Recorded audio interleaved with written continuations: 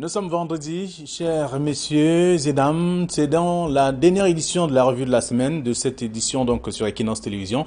Et merci d'être encore des nôtres ce matin. La presse est disponible dans les kiosques. Vous aurez l'occasion de découvrir l'actualité et le traitement réservé à ces informations. La nouvelle expression de ce matin parle d'insécurité avec le moyen qui ne votera pas dans son village. Certains cadres du parti au pouvoir dans le nord-ouest et le sud-ouest ont écrit à Elekam pour changer leur lieu de vote. Parmi eux, le premier ministre Philemon, qui a demandé donc à voter à Bamenda Hub Station, le quartier administratif, au lieu de son Oku natal. C'est en page 9 du journal. Le même journal parle également de journée internationale, la colère des enseignants contre le gouvernement. C'est à lire dans le dossier de la page 3 à la page 4. Et puis Yaoundé Douala, le Social Democratic Front prépare sa démonstration de force. Joshua aussi, qui a choisi la caravane mobile et bien entendu des meetings improvisés depuis le début de la campagne électorale compte montrer à Yaoundé aujourd'hui et demain à Douala la puissance même de mobilisation de son parti. C'est en page 7 et à l'ouest en tout cas on apprend que l'élite RDPC précisément redoute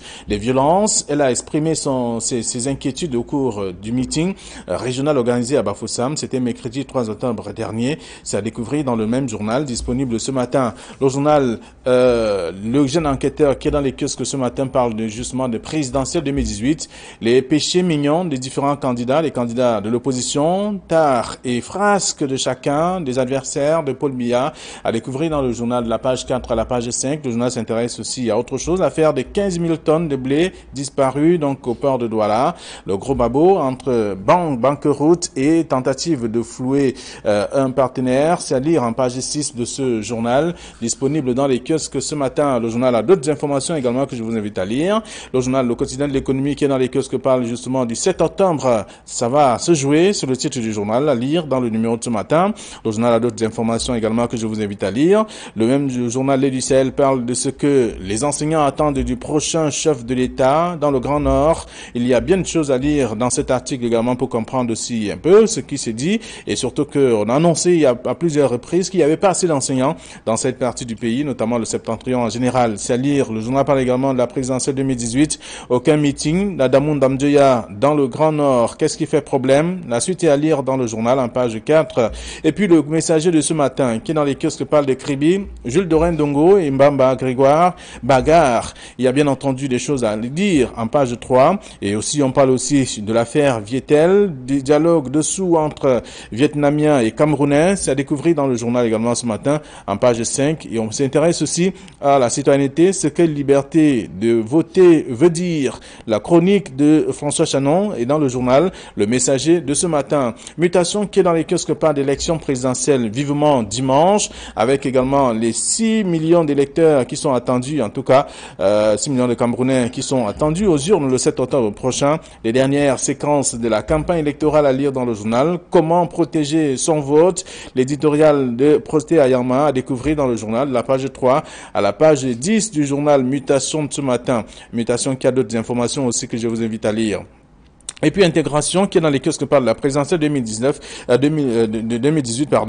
donc avec des clés pour faire son choix avec les différents candidats présentés à la une du journal. Aujourd'hui, qu'est-ce qu'il faut faire concrètement? Quelles sont les stratégies des uns des autres? C'est à lire dans le dossier proposé par le journal. Aux urnes, ce 7 octobre, à lire également l'éditorial du journal en question. C'est dans le numéro intégral. Et puis Info Matin parle de Grégoire Ououna. Une coalition de 8 n'ébranlera pas du tout Paul Biya. C'est ce que dit Grégoire Ououna justement, qui est donc l'un des le vice-président, le secrétaire général adjoint du comité central du RDPC, et en page 4 du journal, qui parle également de la campagne électorale.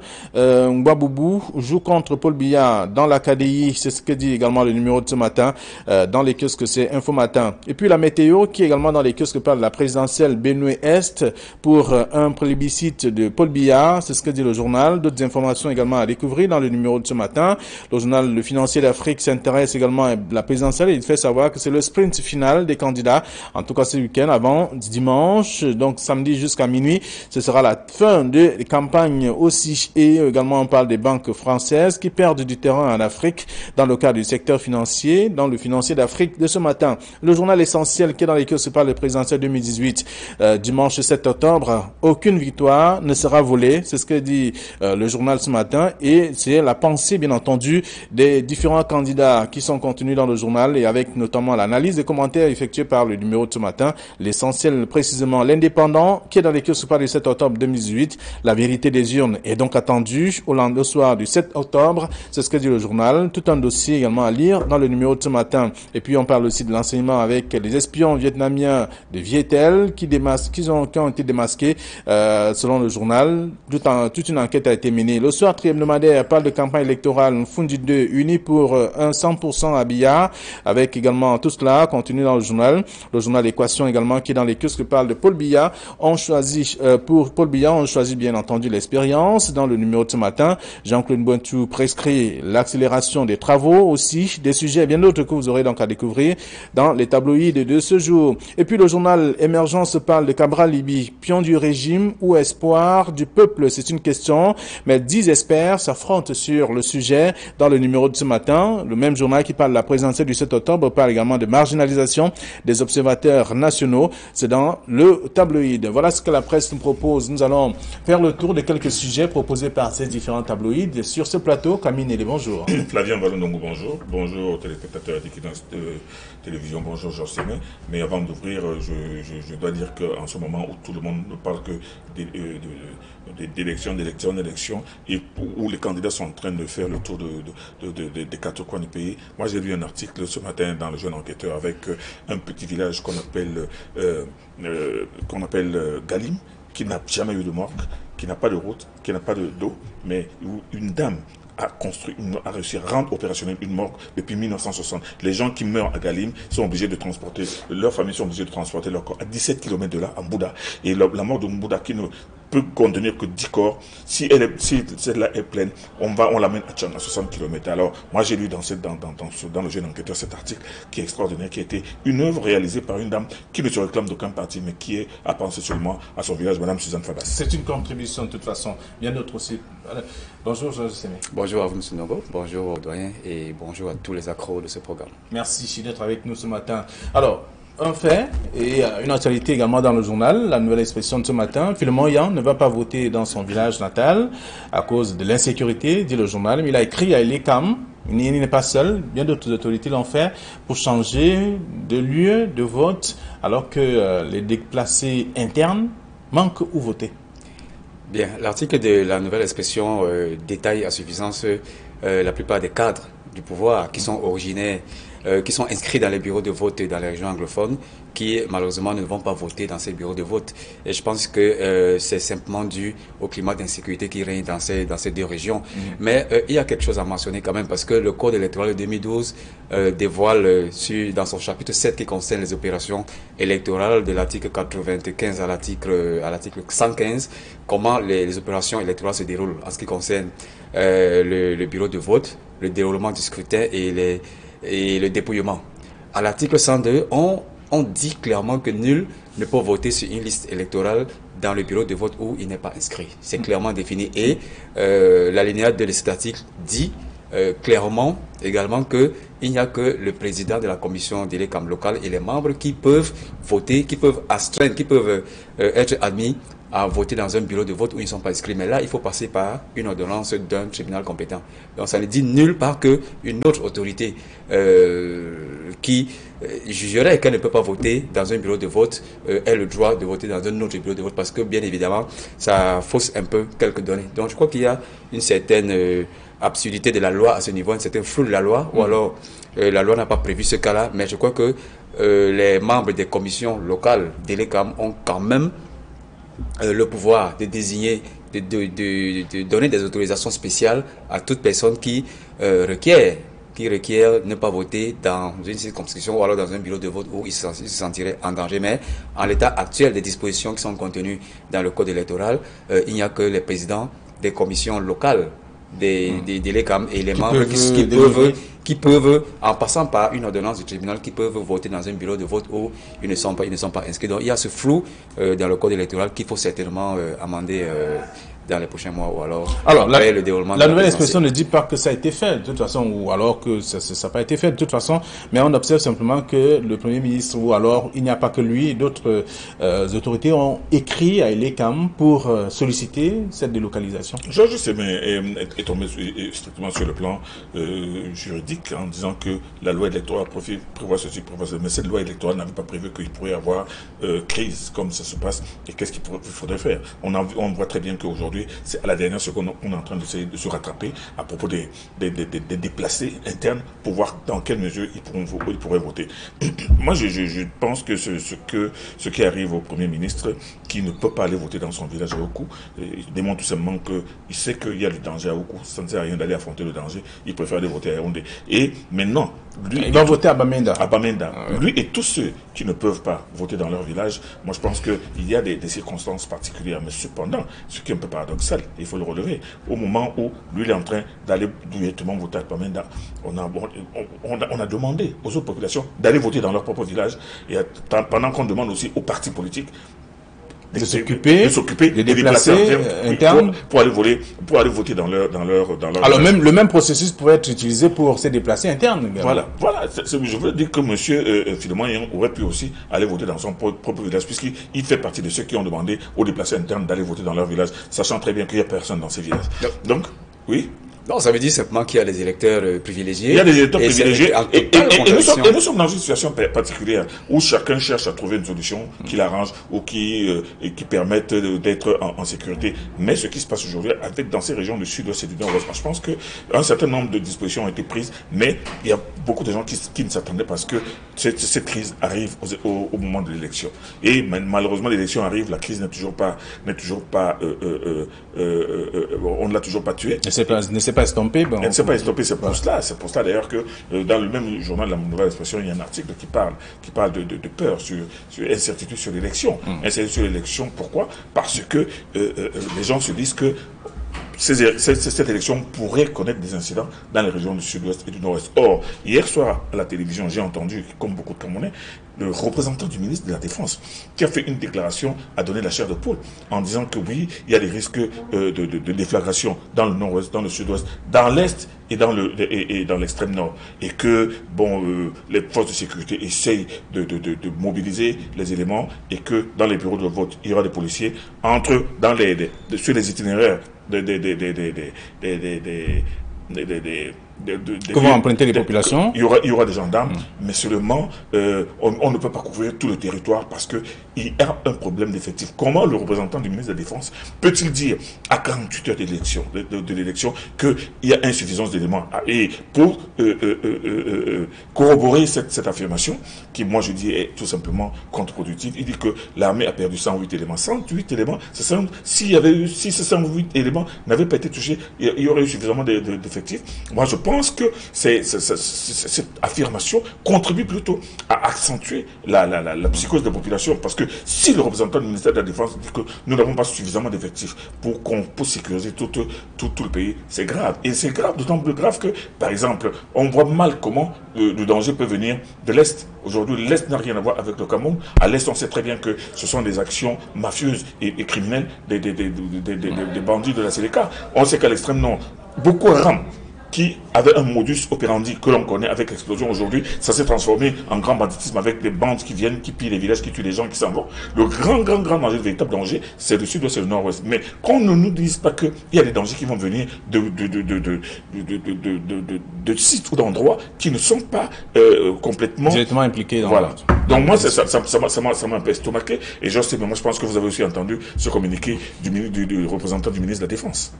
Bien sûr, je l'ai suivi, mais je crois que c'était un discours réaliste, un discours vrai, mais qui est administrativement maladroit, parce que ça contribue à augmenter la psychose qui est déjà assez pesante dans ces deux régions. Ça contribue donc à remuer le couteau dans la plaie davantage. Mais en toute vérité, je crois que les forces de l'ordre aujourd'hui sont complètement débordées. avec la crise anglophone, mais avec les autres crises que l'on observe du côté de l'extrême nord et du côté de l'est. Mais ça ne veut pas dire que on n'a pas les ressources humaines suffisantes pour sécuriser les opérations électorales. Mais seulement cette ressource humaine n'est pas disponible pour embrasser tous les chantiers de défense que le Cameroun connaît aujourd'hui. Mais maintenant, pour revenir sur l'aspect insécurité dans la région anglophone et le Premier ministre qui risque de ne pas voter dans son bureau de vote, mais je pense que si il est clair qu'il faut s'inquiéter du danger qui pèse sur certaines autorités, surtout les militants du RDPC qui se sont déployés dans les régions anglophones pour défendre l'image du président de la République, il faut également s'inquiéter de ce que c'est du discours très très rassurant des dirigeants de l'ECAM, notamment le président du conseil électoral et les directeurs généraux, qui disent que tous les bureaux de vote dans ces régions seront ouverts. Et de l'autre côté, on appelle également ceux qui n'ont pas les moyens d'être garantis d'une certaine sécurité, on les appelle néanmoins à aller voter, alors qu'on sait que dans ces zones-là, il y a une insécurité assez exacerbée. Donc, pour moi, c'est un discours qui fait deux poids, deux mesures entre certains électeurs la sécurité, d'autres électeurs. Voilà, et donc ce n'est pas un discours responsable, mais on veut bien que il y a un vote intégral dans tous les bureaux de vote, mais avec les conditions sécuritaires telles que cela a même été constaté par Elecam, je crois que la mesure de créer des centres de vote serait la meilleure mesure afin de permettre, même si n'en déplaise aux partis de l'opposition qui pensent que c'est une manœuvre du conseil électoral de vouloir empêcher à un certain électorat de voter, mais je crois que c'est la meilleure mesure à prendre aujourd'hui pour donner des chances à chaque électeur de voter à travers les centres de vote qu'à travers les bureaux de vote. Combien de jours de l'élection? Je crois que c'est une mesure qui a été proposée depuis longtemps par Elecam et elle n'a pas reçu l'assentiment des partis de l'opposition qui estimaient que c'est juste une manœuvre pour Elecam d'essayer de distraire l'électorat. Il y a eu des réactions des partis politiques de l'opposition ne sont pas d'accord avec ce procès. Oui, tout à fait, mais je crois qu'avec les conditions de sécurité qui sont pas rassurantes, je crois que la formule à adopter, ce serait de créer des centres de vote. Mais maintenant, est-ce que l'électorat qui appartient aux partis de l'opposition pourra réaliser ces centres de vote? Et ça pose bien évidemment la question du transfert de cet électorat vers les nouveaux centres de vote. Donc là, c'est peut-être un autre débat. Alors, on peut utiliser la même méthode adoptée par le Premier ministre ou encore d'autres responsables au cadre du parti qui ne vont pas voter dans leur localité, ou encore la délégation spéciale qui est accordée aux hommes en tenue qui vont en mission. Ça va créer des mutineries devant les bureaux de vote. Voilà, vous comprenez bien que les déplacés internes ne pourront pas, ou alors ne seront certainement pas pris en charge par des partis politiques d'opposition qui l'ont déjà annoncé. Oui, on s'achemine donc vers un taux d'abstention record dans les deux régions anglophones. Donc, je ne peux pas lire dans une boule de cristal, mais je crois que c'est le scénario auquel on est malheureusement confronté aujourd'hui. Alors, c'est en page 9 de la nouvelle expression parlant notamment de Philemon Yang qui ne votera pas dans son village à cause de l'insécurité. Il va plutôt voter à Bamenda, Upstation, au quartier administratif, au lieu d'aller dans son Oku natal. Alors, autre chose, on parle également de l'Ouest, vous l'avez évoqué déjà, l'élite RDPC qui redoute des violences dans cette partie du pays. Est-ce que c'est à cause de ces déplacés qui arrivent ou simplement il pourrait y avoir autre chose? Non, mais à cause du fait qu'il y a des incursions que l'on a vues venant du Lébialem qui sont tournées du côté de Fongotongo et du côté de Tchang. Et maintenant, il y a énormément de déplacés qui ont quitté justement le sud-ouest et le nord-ouest pour se retrouver du côté de l'ouest. Et c'est pour ça qu'une certaine élite est en train de faire de humer et de sentir tous les déplacés qui arrivent, de sentir si celui-ci ne sent pas le sélectionner, mais toujours dire qu'ils ne sont pas très rassurés parce que entre la personne qui a fui la violence et la personne qui amène la violence, il n'y a parfois pas beaucoup de différence. Et moi je pense que c'est à raison que ces populations de l'Ouest qui veulent continuer à rester en paix se disent que on ne sait jamais, hein. Et voilà. Donc on va lire ça également dans le journal aussi. Bon, bah, vous voulez dire un mot? Oui, je crois qu'il n'y a pas d'élection propre. C'est soit des querelles ou alors des choses empoignades entre soit des scrutateurs ou entre militants, des représentants des candidats. En ce qui concerne l'Ouest précisément, l'élite a le droit de s'inquiéter parce que on a quand même vu un spectacle lors d'un meeting de Maurice Kamto où il y a eu une rencontre entre les militants de Maurice Kamto les affiliés de Maurice Kamto et ceux du RDPC. Et on a vu qu'il y avait quelques rixes où on déchirait les effigies ou alors les posters de chaque candidat qu'on défendait. Donc, c'est à craindre également avec le déroulement de ce scrutin. Mais je pense que chaque parti, chaque candidat, ou alors certains candidats ont signé des codes de bonne conduite et ils devraient transmettre le contenu de ce code de bonne conduite à leurs militants qui devraient faire preuve quand même de responsabilité et pour dire que une joute électorale n'est pas une guerre. On y va de façon très démocratique en laissant du coup le côté adversité. Et s'il y a des contestations, ce n'est qu'après les élections qu'on pourra peut-être formuler des recours contentieux auprès du Conseil constitutionnel. Mais de là à aller s'illustrer par des actes de violence, donc je crois que c'est totalement irresponsable. Donc, il appartient maintenant aux candidats d'appeler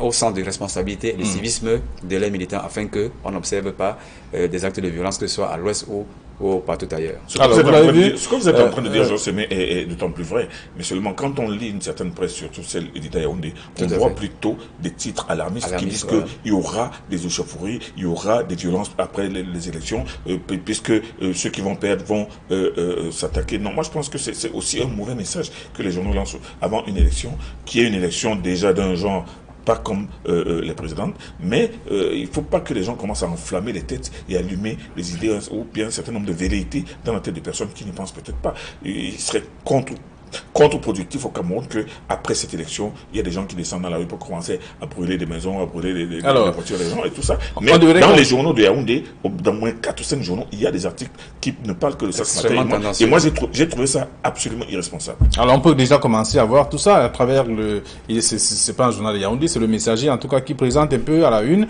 de Jules de Rendongo et Grégoire Mbamba qui s'affrontent. Et le journal dit, ils bagarrent. Pour quelles raisons? Pourtant, ce sont des militants d'un même parti. Ce sont des militants d'un même parti, ce sont des élites d'une même région, d'un même département, celui de l'océan, mais ils ont des responsabilités politiques diverses. Et vous savez que dans ce genre de cas, ce n'est pas seulement l'apanage du département de l'océan. On l'observe aussi dans d'autres départements où certaines élites politiques, pour des raisons de plate-bande politique ou alors pour plaire au président de la République, c'est tripes carrément. Et c'est ce qu'on a vu dans un meeting où l'article mentionne même qu'on en est allé presque aux mains pour deux élites. Je crois que M.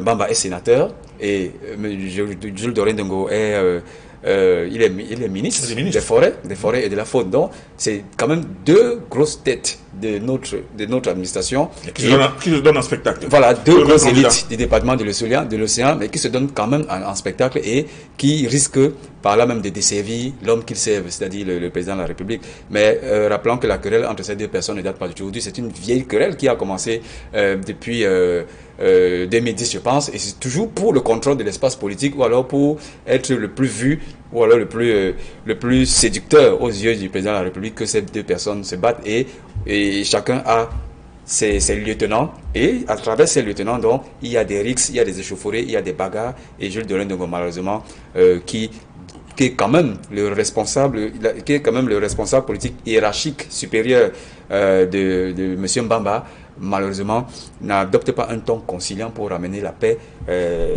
dans ce département. Il se jette également dans la bagarre et ça a donné le spectacle que nos confrères du Messager ont relevé dans l'édition de ce matin. Gilles Dorendongo et Mbamba bagarre. En tout cas, Kribi, c'est ce que dit le journal. Vous pourrez donc lire en page 3 de ce numéro. Le journal parle également d'autres choses aussi. Nous allons revenir là-dessus, mais nous restons encore sur la politique avec Yaoundé Douala qui sont également des fiefs pour les derniers meetings des différents partis de l'opposition, en tout cas des candidats à cette élection présidentielle. Le Social Democratic Front parle plutôt de cette démonstration de force annoncée à Douala et à Yaoundé.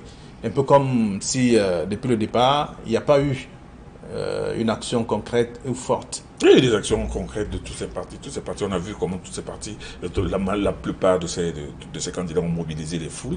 Et vous savez, l'action finale, les actions finales, c'est aujourd'hui et demain, parce que c'est demain que se termine la campagne électorale. Bon, c'est chacun qui jette ses dernières batailles, qui veut faire le dernier show avant l'élection elle-même. Et on va voir ce qu'on va voir.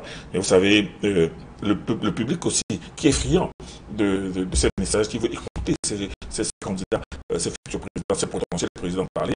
De toute façon, quand même intéressant. C'est le signe que la démocratie est de plus en plus vibrante au Cameroun. La vraie ou la démocratie saupoudrée? Oui, à ce sujet, la vraie démocratie parce que l'élection présidentielle 2018 quand même a apporté beaucoup de nouveautés en termes de personnel électoral et en stratégie de campagne. Et pour revenir maintenant au sujet de la nouvelle expression, Yaoundé et Douala constituent d'abord les grandes villes du Cameroun. Et c'est vrai que Yaoundé apparaît deuxième et Douala troisième en matière d'inscription de liste électorale, mais c'est quand même les principales villes du Cameroun. Et la plupart des candidats ont lancer leur campagne à partir de Yaoundé et Douala et ils espèrent donc la terminer dans ces grandes villes. Mais je crois qu'en l'état actuel de la campagne électorale, chaque électeur a déjà une idée de qui il va voter. Ce n'est pas en tenant un meeting apothéotique, c'est-à-dire une grande apothéose qui viendra changer le vote raffermi de chaque électeur dans le cadre de cette élection. Les inconnus, maintenant, c'est, pour moi, ça c'est un avis très personnel, c'est le taux de participation.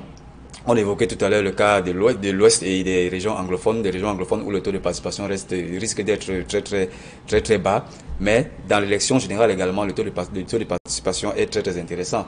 Mais également aussi la victoire du RDPC ne fait aucun doute. Ce qui est le plus intéressant, c'est maintenant l'ampleur de la victoire et surtout le dauphin qui va accompagner le RDPC parce que on risque constater une reconfiguration des cartes électorales dans le Cameroun avec la percée de certaines nouvelles figures et de certains partis politiques. Donc, je pense que chacun sait déjà qui il va voter et ce ne sont pas les derniers meetings dans les villes de Yaoundé, même si on invite tous les artistes célèbres qui viendront changer outre mesure le choix déjà porté sur des candidats. On va dire que Marlise Douala-Bel a commis en tout cas un article ce matin. Elle fait dans le journal Le Messager, elle rappelle quand même, elle interpelle les femmes qui aujourd'hui n'occupent pas assez de place, même pas une seule femme à cette élection présidentielle, mais sur d'autres plans également. Elle estime qu'il faut accorder de l'attention à un candidat, le meilleur, celui qui va sûrement leur accorder également à son tour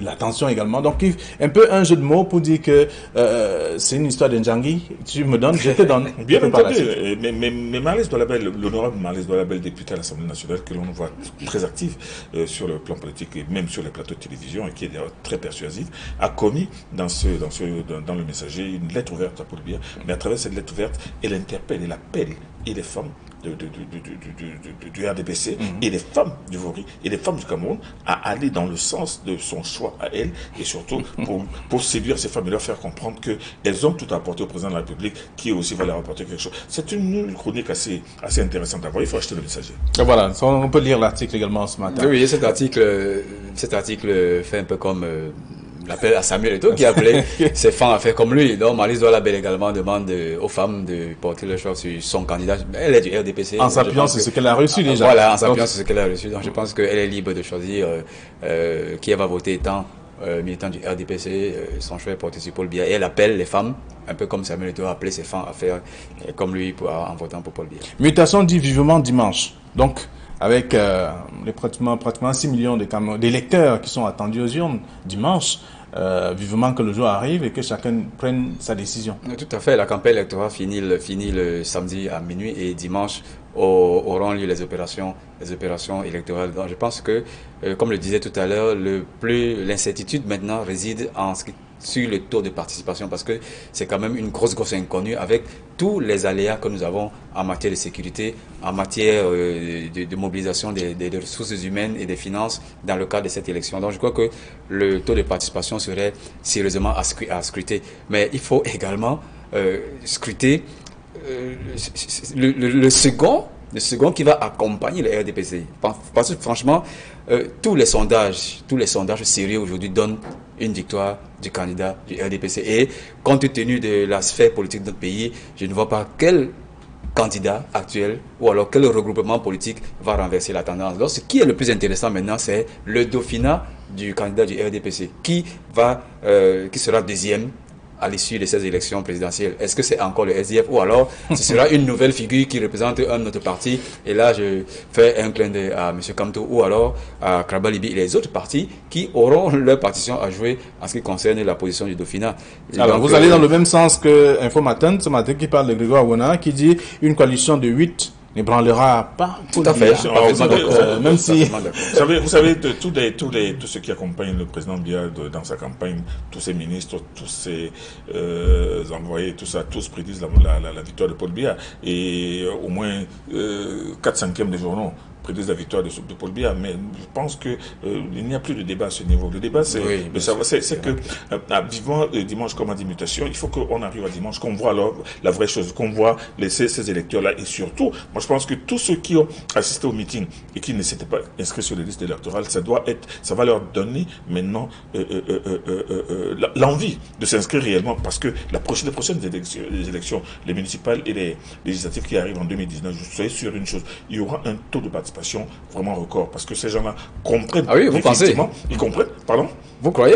Parce qu'ils vont voir, parce qu'il y a beaucoup qui sont au meeting qui ne sont pas inscrits. Et moi, je pense que ça va leur donner maintenant l'envie de participer et de mettre vraiment leur voix pour le compte de tel ou tel candidat. Et c'est pour ça que je pronostique déjà que pour les législatives et les municipales, vous allez voir un taux record de participation, et surtout parce que les Camerounais voudront absolument s'approprier maintenant leur choix. D'accord. Alors, on va parler des enseignants. Nous sommes le 5 octobre aujourd'hui, la journée internationale. La colère des enseignants contre le gouvernement, ces enseignants qui attendent toujours des réformes, mais qui n'avancent pas, ils ne sont pas visibles. Ils ont proposé des doléances, ils ont même fait des doléances au gouvernement, et en même temps, ils ont revendiqué, manifesté. Rien n'a changé à côté des promesses qui ont été faites. Oui, je crois que c'est assez déplorable quand même, parce que on a assisté à plusieurs grèves des enseignants, et à chaque fois il y a des promesses malheureusement qui ne sont pas tenues, et ils profitent de la célébration de la journée internationale qui leur est allouée pour revendiquer, remettre sur la table, pour réchauffer